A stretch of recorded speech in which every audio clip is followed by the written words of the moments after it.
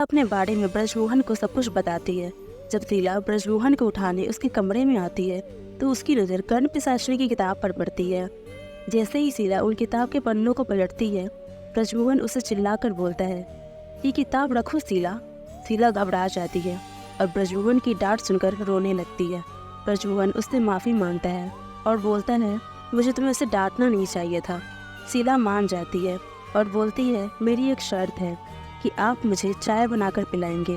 ब्रजमोहन चाय बनाकर शीला को देता है, लेकिन शीला चाय का कप फेंक देती है और बोलती है, यह चाय नहीं खून है। अगर आप इस कहानी को शुरू से देखना चाहते हैं तो इसका पार्ट 1 का लिंक डिस्क्रिप्शन में है, वहाँ से जाकर आप इसे देख सकते हैं। अब आगे। जैसे ही ब्रजमोहन ने उस कप को फिर से देखा, ब्रजमोहन को अपनी आंखों पर यकीन ही नहीं हुआ। ब्रजमोहन सोचता है, हे प्रभु, क्या यह पिशाचिनी फिर से? लेकिन तभी कुछ अजीब सा हुआ, इसे देखकर ब्रजमोहन और शीला दोनों आश्चर्य में थे। शीला बोलती है, अरे ये क्या, ये सब क्या हो रहा है?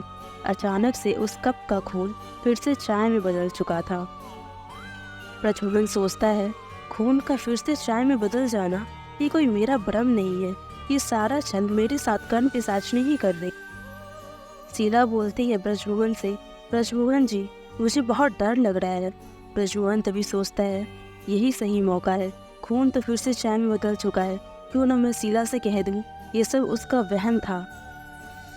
शीला को ब्रजमोहन अपनी गली से लगाता है और बोलता है, शीला तुम डर क्यों रही हो? देखो यहाँ कोई खून नहीं था, हमेशा से ही ये चाय ही था, सब तुम्हारा वहम है। शीला सोचती है, ऐसा कैसे हो सकता है? उसने अपनी आंखों से उस कप में खून देखा था। फिर शीला बोलती है, हाँ ये तो चाय ही है, लेकिन मेरी आंखें इतना बड़ा धोखा कैसे खा सकती है? तभी ब्रजमोहन सोचता है, शीला अनमने ढंग से मेरे कमरे से चली तो गई, पर मैं जानता हूँ उसके दिमाग में अभी भी उथल पुथल मची होगी। शीला अपने कमरे में जाकर सोच रही होती है, पहले कभी भी मेरे साथ ऐसा नहीं हुआ, और वो चाय के कप के बारे में सोचने लगती है। ब्रजमोहन बोलता है, मैंने शीला को किसी तरह समझा लिया कि ये उसका वहम था, पर ब्रजमोहन ये बात जानता था कि ये कोई वहम नहीं था, ये सब अनहोनी, ये सारी अनहोनी उसके साथ कर्ण पिशाचिनी कर रही है।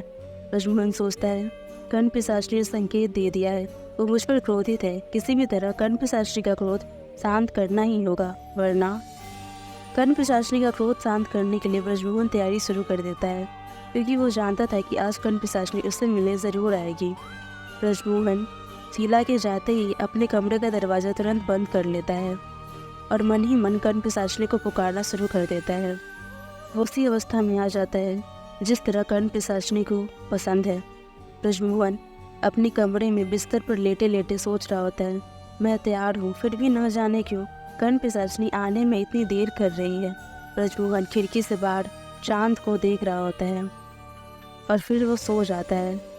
21 रात बाद ब्रजमोहन उसी अवस्था में फिर से था और सोच रहा होता है, पिछली 21 रात से मैं कर्ण पिशाचिनी का इंतज़ार कर रहा हूँ, वो अब तक क्यों नहीं आई? ब्रजमोहन सोचता है, कर्ण पिशाचिनी के डर से मैं शीला के करीब भी नहीं गया, पता नहीं शीला मेरे बारे में क्या सोच रही होगी। शीला अपने कमरे में लेटी हुई सोच रही होती है, ब्रजमोहन जी के दिमाग में क्या चलता रहता है, कुछ समझ नहीं आता। इतने दिन हो गए, पता नहीं मुझसे ठीक से बात क्यों नहीं कर रहे हैं। उसके बाद शीला खाना बनाने में व्यस्त हो जाती है। वो ब्रजमोहन का पूरा ध्यान रखती है, उसके पूरे ख्यालों में डूबी रहती है। शीला ब्रजमोहन के बारे में सोच रही थी कि तभी शीला को तेज चमेली के फूलों की सुगंध आने लगती है। शीला मन ही मन सोचती है, इतनी तेज चमेली की सुगंध कहाँ? उधर कमरे में ब्रजमोहन कर्ण पिशाचिनी का अब भी इंतजार कर रहा था। ब्रजमोहन मन ही मन सोच रहा होता है, कहीं ऐसा तो नहीं कि कर्ण पिशाचिनी मुझे छोड़कर हमेशा के लिए चली गई हो। अगर ऐसा हुआ तो मैं और शीला खुशी खुशी साथ रह पाएंगे। कहीं ऐसा तो नहीं, हे भगवान ऐसा ही हो।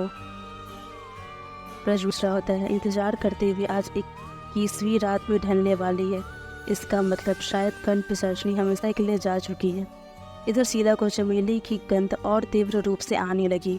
लेकिन उसे समझ नहीं आ रहा था कि आखिर ये गंध आ कहाँ से रही है, क्योंकि ना उसके घर में ना आसपास के कोई घरों में चमेली का कोई फूल या पौधा था। शीला मन ही मन सोचती है, न जाने कहाँ से चमेली की गंध आ रही है। छोड़ो, मैं ब्रजमोहन जी के लिए कुछ खाना बना लेती हूँ, बेचारे भूखे होंगे। लेकिन तभी उसी रसोई से कर्ण पिशाचनी का विकराल रूप प्रकट होता है।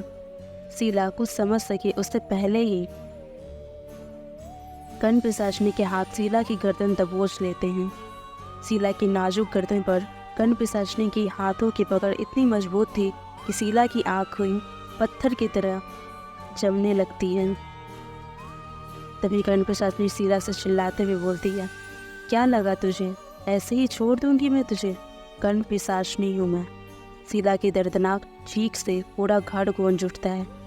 शीला जोर जोर से चिल्लाती है,